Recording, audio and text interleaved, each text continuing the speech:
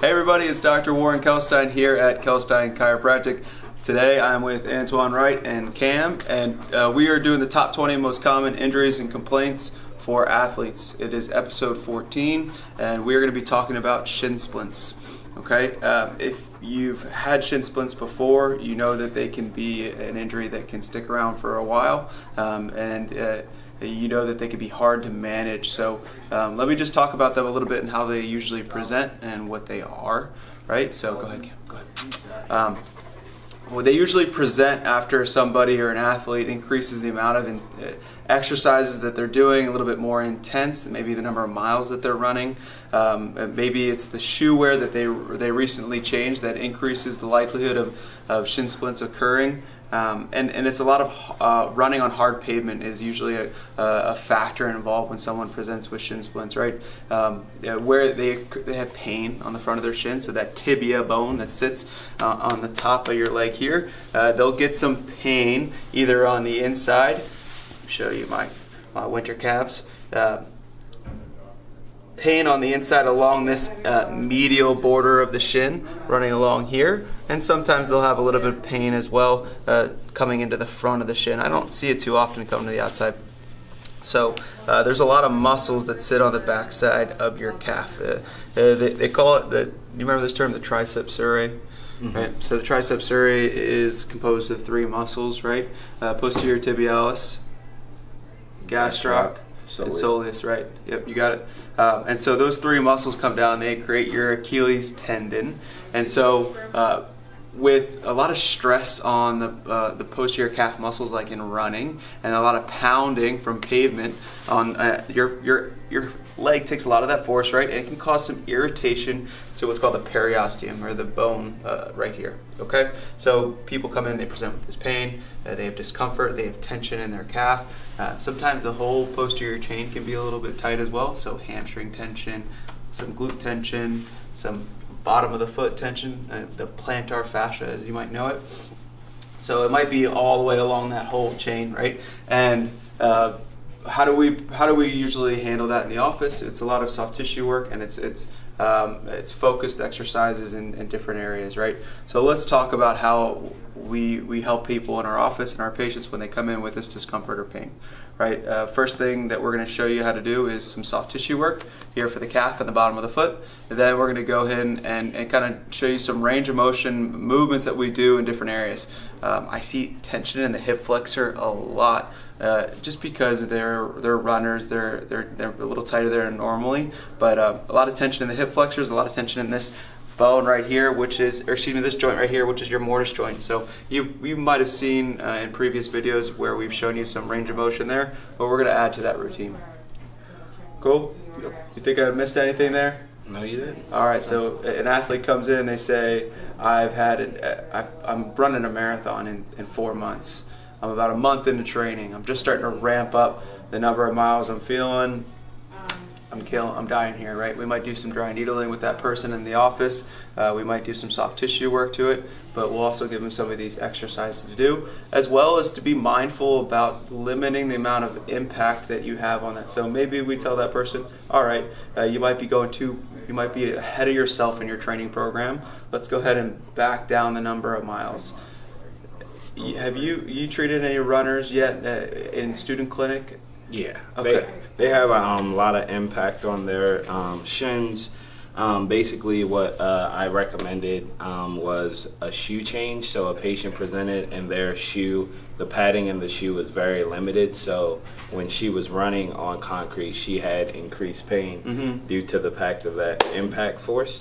So once she got some new Nike running shoes, she had tremendous relief in addition to the soft tissue work that I did with her. Awesome. I love that. That's a great approach, is to look at the shoe wear. That can be a really simple, relatively speaking, fix for a lot of these problems. So making sure that your shoe wear has good padding to it. There's plenty of running shoes out there, especially if you're just know you're going to go on pavement, where you can get a good shoe that has plenty of thick padding. Okay.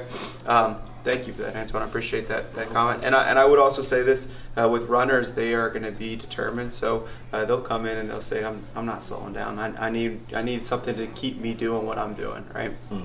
All right, so calf soft tissue work.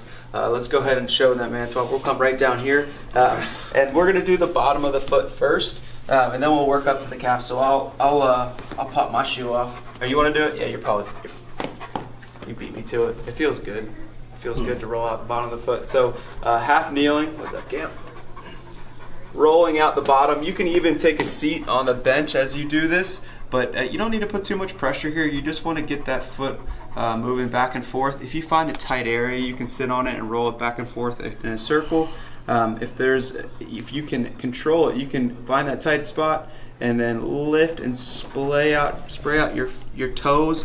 So think about like lifting and getting them nice and wide, and then curling them back in and just moving those tissues back and forth like so. Perfect. So spend about a minute on each foot, just loosening up the bottom of the feet, relaxing that tissue, not trying to hurt the tissue, not trying to cause any discomfort. It was just meant to be a good stretch underneath the bottom of the foot. If you've got a water bottle at home, you can throw it in the freezer, and then you can roll out that plastic water bottle underneath the bottom of your foot to give it some relief if you've got discomfort in the bottom of your foot. All right, but this is more for loosening up the tissue when you roll it out like this. Awesome. So spend about a minute doing that. Next, we're going to switch over to the calf. So we're going to have to sit down for this portion of the soft tissue work. And we'll go ahead and do your left one. Perfect. Good. And perfect, nice and supported. You're going to scoot your hips towards me, Antoine, as you let your weight sit down on that calf. So your arms are doing all the pushing and pulling, and he's trying to relax his leg as much as he can, right?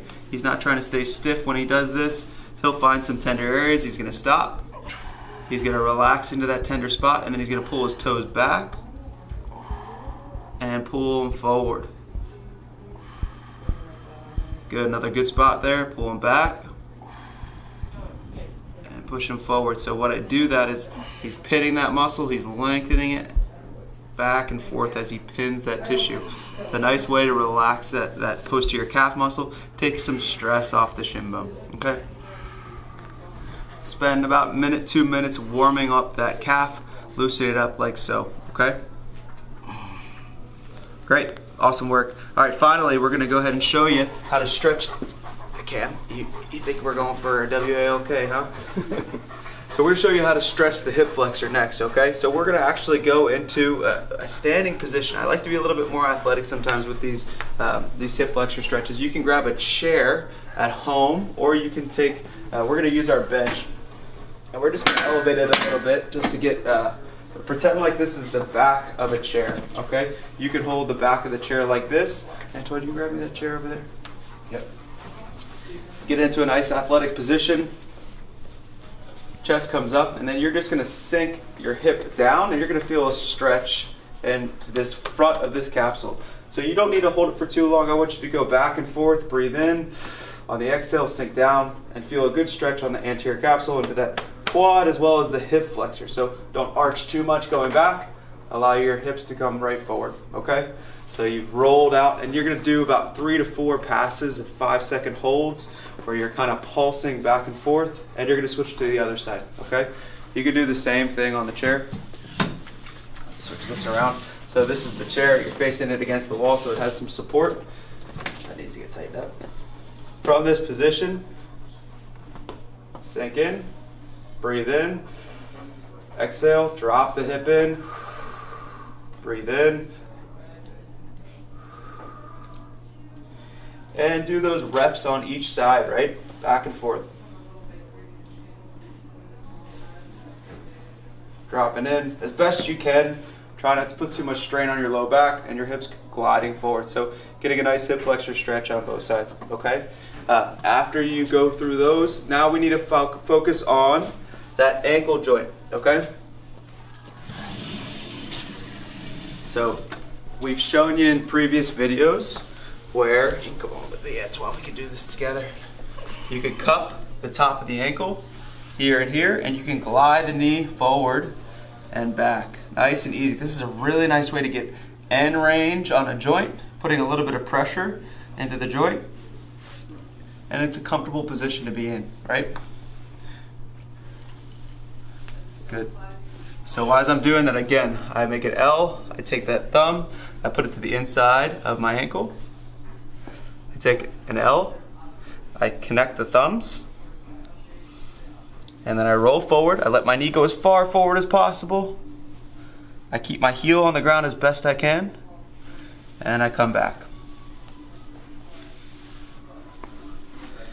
There we work. Good. Spend about a minute on each ankle doing this, okay? Loosening up the joint. That's a great ankle stretch, okay?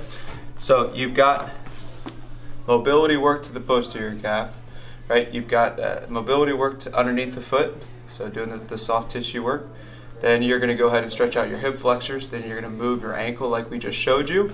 And then if you're having discomfort, right, you know the things that you can do to help with that as well. So icing at home, right? Making sure you're getting adequate rest if your exercises are too intense, right? Good proper nutrition and good sleep, right? Make sure your shoe wear is correct. You've got good thick padding underneath your shoe, and if you need help, there's plenty of good running stores, especially in the Baltimore area. Charm City runs great. We send our patients over to them all the time because they do a really good job with getting the right shoe for the right person, right? And then so getting those boxes checked off to make sure that you're doing everything you can, and seeing somebody if you're not getting relief with some of the things that we showed you today. All right, thank you so much for watching. Antoine, thank you so much for your insight. I love that. I appreciate your comments, and thank you again to Special Olympics Maryland for helping promote these videos and sharing with your athletes. I hope you guys are enjoying them, and I hope everybody has a great day. We out. We out. Say